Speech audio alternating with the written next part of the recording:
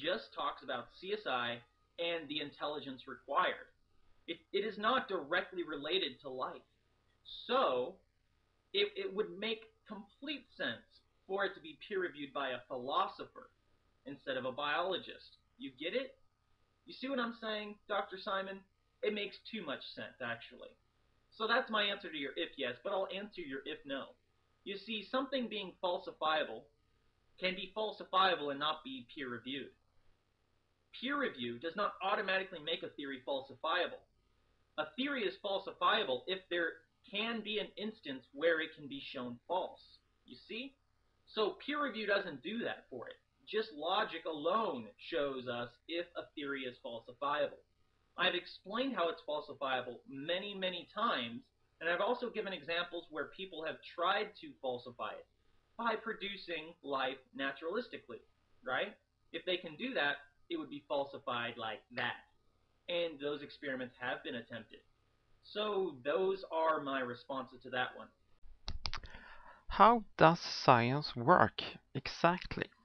Let's say that we have a chemical C when given to a person will have the effect E. This is just facts. Uh, so, but how exactly does the chemical C produce the effect E? Now let's say that I have a theory that chemical C affect the receptor R, which in turn has a regulatory effect on the gene G, which transcribes the protein P. Now, how would I test this theory?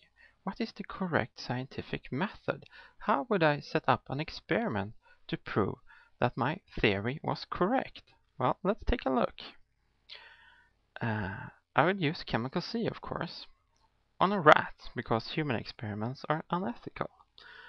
And I would see if I would get the same effect. Okay, now, to prove my point, I would use chemical C on another rat, or 5 rats to get any significant results, and I would block out the gene and see if I still had an effect, which it clearly does not have. And this is a clear indication that the gene G is involved in producing the effect E when a chemical C is administered to a rat. Let's take that another experiment with chemical C, a rat, and this time we will knock out the protein and measure the effect. And the effect is gone, which clearly indicates that the protein P plays a role in the mechanism behind producing the effect E by chemical C. And you can probably guess now what I'm going to do as my third experiment. Take another 5 rats, and this time I'm going to block out the receptor with an antagonist and measure the effect, which is gone again. And now, well, there could be other variables in this process, but we have clearly demonstrated that the gene, the protein P, and the receptor R are all part of the mechanism behind the chemical C's effect on our rats. So now, why isn't your intelligent design theory falsifiable? Because it isn't testable. You have your little theory, which you say that the intelligent designer is required to produce life. The intelligent designer is involved in some steps in the process of creating life. And you claim that your theory is falsifiable because if we could go from non-life to life, it would falsify the theory like that. So if no life ever arises from non-life, it's an indicator that your intelligent design theory is probable or perhaps the only choice. But you see, there's a huge problem here. This is an invalid scientific experiment because you have no idea if your experiment is correct. For example, let's say that you would test this by taking some amino acids, fatty lipids, nucleic acids, and just throw them in a jar and shake it and look, no life. You see? Well, that's doesn't test intelligent design. It's like the peanut butter jar where they open the jar and see, hey, look, no life. God or the intelligent designer must create life. This isn't how science works. As you cannot show, you can't test intelligent design by this because you have no verification if your experiment is a valid experiment unless you get lucky once and actually produce life. But this is not how science works. You can't test intelligent design. The only way to actually make a valid scientific experiment would be the following setup, where we have non-life that becomes life through an intelligent designer, and then we would block out the intelligent designer and then test would it still produce life. This is how science works. This is an invalid scientific experiment. This is why every scientist with half a brain claims that intelligent design is not a scientific theory because it is not falsifiable. The only way to test falsifiable, it's hard to understand the concept of falsifiable because it actually is testable. We want to see if we can test our theory. And this is how we would test intelligent design. This is not how you test intelligent design. This is pretty obvious to every scientist.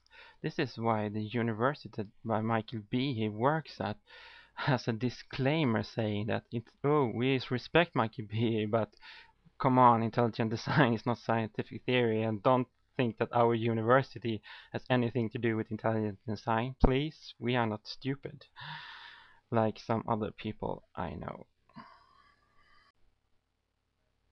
So just to clarify, in order to test intelligent design, the intelligent designer needs to be present in the actual experiment testing the theory. Otherwise, it is not testable and therefore it is not falsifiable. You can't do it this way because you can't verify that you are using a correct experiment unless you actually produce life. Do you understand it? It is pretty simple, but I'm guessing you're going to fail completely to understand my point. Okay, so I'm sure you're not going to understand it even after all this explaining. I'm going to try to clarify it a second time by saying let's assume that intelligent design is true, that it is impossible to go from non-life to life. But we can't use, then we can never ever use this to test the theory because we would never be able to produce life if intelligent design was correct. So we can never design an experiment to test it like this. Do you understand this? I'm not sure if I'm making this clear enough that this is not how you can test intelligent design, even if intelligent design was true. Because this doesn't test intelligent design because you can't set up an experiment that tests intelligent design without using the intelligent designer. You're not going to get it. I'm sure you're not going to get it. I can't explain it any clearer than this. Maybe someone else could explain it to you, but well, it is like this. Either every scientist in the world who deals with the scientific method every day is completely wrong about how you set up a scientific experiment, and you are correct. Or every scientist in the world are correct, and you are wrong. And you don't know anything about science or the scientific method. So, well, I'm not going to get my hopes up. I'm sure you're not going to understand this video, but maybe someone else can learn something. See ya! Okay, I know you didn't get it, so let me try this then. this would be a valid scientific experiment for abiogenesis, because if you were able to create life from non-life, then you know that you have made a correct scientific experiment, because you actually produced something. You produced life from non-life, which is the theory of abiogenesis.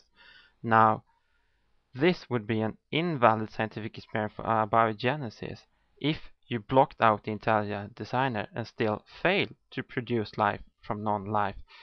It could simply mean that you did not know how to create life from non-life.